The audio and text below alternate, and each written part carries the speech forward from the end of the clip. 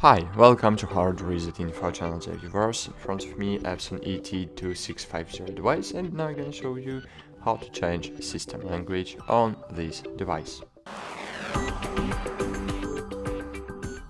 So first you need to find Setup in the main menu and open it. Then we need to find the system settings. It's very easy to do. And to do it, you just need to scroll right. Here you will see print your setup. Click OK. Scroll right, and here you will see country, region, and language. Click language, and just change the language to your own. For example, I don't know.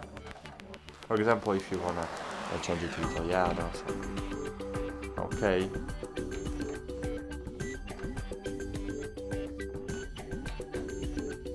Okay, and great, as you can see now I have all configuration in Italiano.